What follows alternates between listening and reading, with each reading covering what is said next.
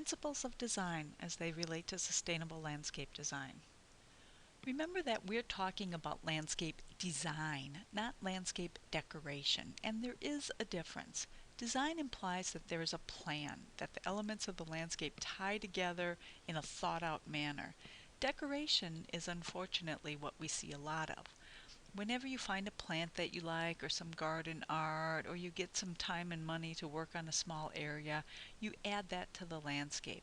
But again, right now we're talking about design, and you can have some decorations to complement the overall design, but those come later. To get a well-designed landscape, you need a plan and you need to incorporate some tried and true principles of design. These principles of design are important in any kind of design, not just landscape design. So graphic designers, photographers, and artists, they all know about these basic principles of design and they use them to create their works as well. The first principle of design is balance. This means that there is an equal visual weight on all sides of the landscape, both on the left and the right of the view and the front and the back. In formal landscapes, things may be perfectly symmetrical, meaning that it's a mirror image on the left and the right, and therefore it's going to be perfectly balanced as well. But in informal balance, it may not be a mirror image, but it still needs to have equal visual weights on all sides. Picture a teeter-totter at the bottom of the viewpoint. The visual weight should make it be very level, or close to level. You can see in the top drawing that the large shrub on the left makes the teeter-totter tip to the left. So we need something more on the right side to make the teeter-totter level out. It doesn't have to be the same plant or a single plant. It can be a larger mass or group of some kind of plants, or the planting can be extended farther to the right to produce more visual weight that way to bring the view into balance. What we don't want is to have all of the interest in the yard or the landscape on one side, leaving the other side bare or uninteresting. Again, we should think not only of the side-to-side balance, but the front-to-back as well. And we're not talking only about plants, but structures and hardscapes as well. So many times buildings will be out of balance, and we can use plantings to help improve things. For example, often with the newer homes, the garage is very prominent. It's in the front of the house, it dominates the view. But if we put a large tree or group of trees on the opposite side in the yard, it can help to balance out the entire lot. Trellises, sculptures, boulders, and other hardscapes can also create visual weight, so we need to balance the viewpoint with plantings as much as possible. Here's an example of a front yard with the picture being taken from standing by the front of the house looking out towards the road. You can see it's a nice big yard, but things are out of balance. The only planting bed is on the left side. That draws your eye over there, and it makes the yard seem smaller because there's nothing to move your eye over to the right side of the picture. That space on the right kind of gets lost, or it looks like it doesn't even belong with this landscape. We need something of interest on the right side to visually balance the landscape. Otherwise, again, it seems like that right side doesn't belong with the left side. Something that ties in with the planting on the left will make the yard seem bigger and seem like there's more usable space if we can balance it out. Perfect symmetry is perfect balance. In this small area of a foundation planting, you can slice it down the middle and it's a mirror image on both sides. This is a very formal element. Perfect symmetry is formal and doesn't always look good in an informal landscape or in front of an informal house, but it is perfectly balanced. You don't need to have formal symmetry, however, to have a landscape that's in balance. Here's a picture of a very informal landscape area, with the bedlines forming a larger area on the right where it bulbs out there and larger plants in that area. There also has to be larger stuff on the left to balance it out. You can see that in the middle part of this bed, the plants are shorter and smaller, but then when you get to the left, again, there's something that has more mass. So then you can see if you put a teeter-totter under this landscape, it might tip a little bit to the right yet, but it's going to be relatively balanced, and it doesn't have to be perfect symmetry in order to be balanced. The next principle of design is scale. In some ways, it's another type of balance, but what it refers to is that the size of the different components in the landscape visually work together and one element doesn't overwhelm the others. In a nutshell, it means that bigger houses need bigger planting beds and bigger plants, and smaller lots and buildings need smaller beds and smaller plants. In the top picture, you can see that the plants along the foundation and in the yard of the house are way too small. The house is very dominant, and the plantings don't do anything to anchor the building to the landscape. In the middle picture, it's the opposite. In this case, the trees dominate and look like they're swallowing up the house. While the large trees are great to provide canopy and shade, they can be overwhelming. The bottom picture shows the best example of scale. Neither the landscape nor the house is overly dominant, and the different sizes of the plants help tie the house into the landscape and make it seem like it's a part of the landscape. This is my favorite picture to demonstrate scale. Here we have a relatively small house on a relatively small yard, but we have a relatively large spruce tree in the front yard. It looks like the tree has already eaten part of the house. You can see that they've pruned it up some, probably to get some light in or to be able to see out of the windows, but I still don't think they can actually open the door. I'm sure the tree was really cute when it was first planted in the yard, but now it's gotten way too big. So the tree is way too big or out of scale for the size of the house and yard. At the same time, if you look at the little foundation plantings, you'll see some very low growing plants, probably some lily of the valley. Those beds and short plants are way too small for the house and the yard. They don't do anything to tie the house onto the landscape, and they really need to be bigger and accommodate some taller plants in those beds. So we need to prune the spruce tree at ground level and get it out of there, and then make those foundation beds a little bit bigger in order to have some plants that are a little bit larger and in better scale with this landscape. One way to help decide how big planting beds should be to be in scale with the overall landscape is to think about the rule of thirds. This is another place where the rule of thirds comes into play. Actually, in many cases, when in doubt, divide everything into thirds. In this picture, when the house was new and the planting beds were laid out, it looked like those were pretty big beds, and they are. But it's a pretty big house on a pretty big yard.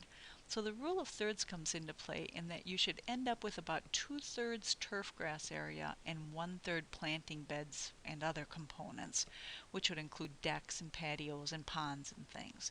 So in this case, once the plants are grown up, it really doesn't look overwhelming because there's a lot of turf grass area to set off the house and plantings. And a big house needs big beds to tie it to the landscape. The trees on both the left and right still have some growing up to do, which will anchor the house even more. But again, big house, big yards, big beds. That's what scale is. Sometimes you won't have the luxury of a big lawn to set off a big house. Here's a situation with a very large historic house on a very small lot. There isn't much yard in front of the house before you get to the sidewalk. And in this case, the people decided to pretty much eliminate the turf grass. They've left a little of it there to act as a path, but that path could just as easily be pavers or mulch or some other material. Because that small lawn space in the front yard is not really useful for anything anyway, they've put most of it into planting beds. This really works well for this situation because the bigger planting bed is more in scale with the large house. If there was just a 2 to 3 foot wide foundation planting along the base of the house, it wouldn't be big enough to have enough visual mass and impact of plants to tie the house down to the ground and be in scale. If you're going to have turf grass, there needs to be enough of it to set off the rest of the components of the landscape. Otherwise, you should just consider eliminating the turf, as was done in this case.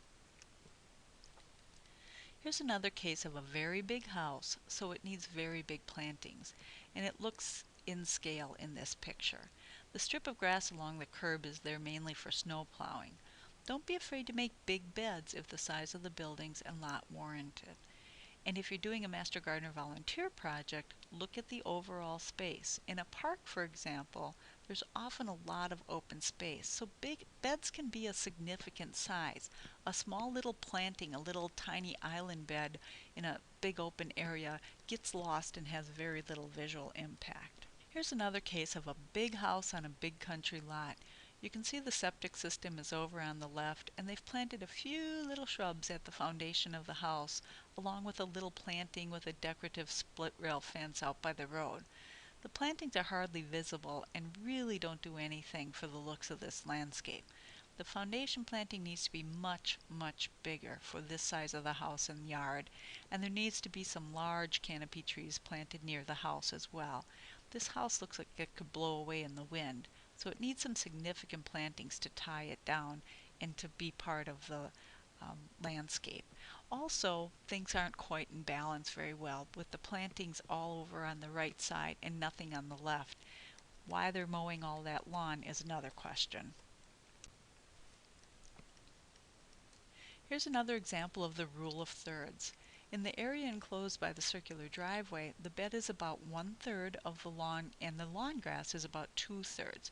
The large bed gives plenty of opportunity for interest with a variety of plants, and it's in scale with the overall space.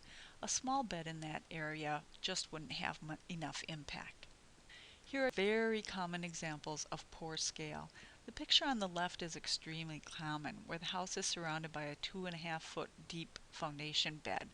Often that's how deep they go because if there are no rain gutters on the house, then the water falling from the roof will land just inside the bed and not on the grass, where the force of the water would basically dig a hole into the grass. The problem with a bed this narrow is that we have very few shrubs that will be that narrow at maturity. Then we end up with shrubs hanging over the bed line, getting in the way of mowing, eventually shading out and killing the grass, as well as rubbing on the side of the house. If we plant shrubs or perennials that won't get too wide for the bed, they're usually not going to be tall enough to anchor the house down to the landscape, so the entire planting will be too small and out of scale for the large house. You can see in this picture that the black landscape edging also was not installed correctly, so it's heaved up. A string trimmer will now be needed to mow the grass next to the edging, and, of course, it's ugly. The house on the right has a foundation planting, but for the size of this house and the yard, it's simply not enough. There needs to be more variety in height and size of shrubs in that bed, and more softening of the stucco wall and deck. There also needs to be more flow created by planting in groups and masses of plants, not just individual alternating plants. Individual plants like this stop the eye on each plant, and it's actually a very formal style of landscaping. You don't see individual, evenly spaced plants like this growing in nature. So the house on the right needs a more significant foundation planting, and it also needs some big canopy trees to balance out the scale of this large house. In order to have an interesting landscape, we need a variety of plants. We have thousands of plants, both woody and herbaceous plants, to choose from, even in the far northern reaches of Wisconsin. Different colors, shapes, sizes, and textures give us something interesting to look at all year round. A variety of plants invites us to explore and enjoy each plant for what it has to offer. At the same time, however, too much variety is often what gets us into trouble. Most of us who like gardening are inherently plant collectors. We want at least one of everything. And because we love plants, we want them all. But this can create a very busy looking landscape where our eye doesn't know where to go, we don't have good focal points, we don't have good eye movement. The disorganization is unsettling to our human eye. It's like a cluttered room with no real design. So along with variety, we need simplicity. Often there's a fine line between having enough variety and interest, but also having some simplicity so that things don't get too busy. In the top left is a drawing of a landscape with good simplicity. There's quite a variety of plants, but they're planted in larger groups and masses of each species, with occasional single plants for more interest, and that creates some good eye movement back and forth. Again, our goal in landscaping should be to create a pleasing, relaxing landscape where our eye moves back and forth, mostly horizontally, slightly up and down. The drawing in the bottom right shows a landscape that does not have good simplicity, but rather it has too much variety. You can see how your eye does not move around as much through the landscape. Each time there's only one of a plant, it automatically stands out because it's different from what's around it. So therefore, it's a focal point, and therefore your eye will stop on it, even if just slightly, and that creates a jerky or stuttered feeling as your eye moves. In this case, there are way too many single specimens resulting in no pleasing eye movement. Your eye doesn't really know where to start and where to go. Keep in mind that if you go to a display garden or arboretum, they often have plant collections there. The purpose of those gardens is to show individual plants. In this picture of a display garden, you can see individual clumps of each plant labeled for the visitors. Residential landscapes are not display gardens, nor are most public spaces that you would be working with as a master gardener volunteer.